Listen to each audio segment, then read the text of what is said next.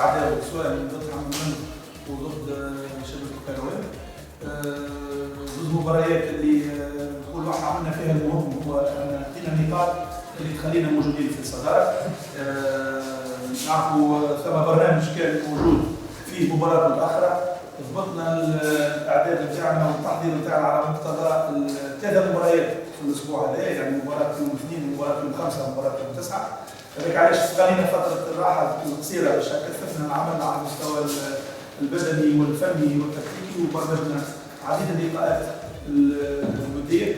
الهدف منها هو باش اللاعبين اللي عندهم نقص على مستوى الجاهزيه في توقيت اللعب على مستوى نسق المباريات، اعطيناهم الفرصه باش يلعبوا سواء في المباراه الوديه مع بدر العين، سواء في المباراه الوديه يوم السبت الصباح مع فريق النخبه، ولا مباراه كالوم الديني، باش يكون عندنا مجموعه محترمه باش نخوضوا بها سباق البطوله على مستوى المباريات.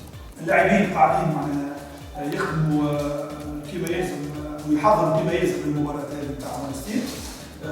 استعداد معناها طيب، بعد ثلاث مباريات الوديه ثم لاعبين اللي اظهروا استعداد طيب، هذا مؤشرات ايجابيه باش يكونوا موجودين معنا. ثم تنافس ايجابي على المراكز، ثم لاعبين رجعوا كما قلت من الاصابه، الحلول موجوده ان شاء الله.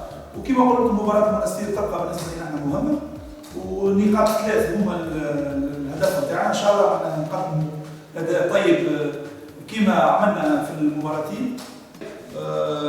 نعرف الكل مهما تكون معناها الجرعه التدريبيه على المستوى البدني في التمرين ما تضاهيهاش نفس الافاق ونفس المردود على مستوى نسق المباراه. هذاك علاش عملنا عديد المباريات الوديه باش اللاعبين الى جانب العمل البدني والتكتيكي لازم ياخذوا وقت نتاع لعب، لانه وقت اللاعب ياخذ عدد من المباريات باش ياخذ نسق باش يخلق الى حد ما في مستوى زملاء، ويكون هكا عندك مجموعه تقريبا متقاربه على مستوى الجاهزيه البدنيه. هذا اللي حاولنا نعملوه، والى حد ما نقولوا نجحنا ان نخلطوا تقريبا 4 5 لاعبين، مش 100% في مستوى اصحابهم، لكن تقريبا يعود عندنا 10 11 لاعب، اليوم عندنا 15 لاعب اللي نجموا قادرين باش يلعبوا المباريات الرسميه تاعنا، واللاعبين مستعدين كما يلزم.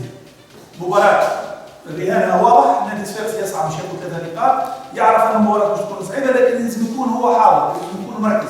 اللاعبين فاهمين هذا ومركزين على الشيء هذا. بالنسبه للاستعداد والحماس تاع اللاعبين هذا يتوفر. اللاعبين اكيد تجاوزوا الفتره الصعيبه، قاعدين يأديوا في التمارين بروح عاليه بعزيمه كبيره، وهذا من المكاسب اللي نقولوا احنا نشتغلوا عليها، وتخلي المجموعه الكل تحب تكون موجوده في نهايه المباريات. يعني التنافس والعمل هذوما المؤشرات اللي يخليك تتفائل بالمستقبل القريب بتاع الفريق. ان شاء الله النقائص اكيد موجوده، ما نجموش نحيوها في النهار الواحد، لازمنا شويه وقت في نفس التوجه، لازم نتوفقوا في المباريات اللي هي تخلينا معناها طموحاتنا اللي هي باش نبقاو في السباق بتاع البطوله. صفاقسي بونت معنا مساعد مدرب نادي صفاقسي انيس بوجلبان، انتصار كونتر الاتحاد المنستيري خلي نادي صفاقسي مازال في سباق المراهنه على البطوله.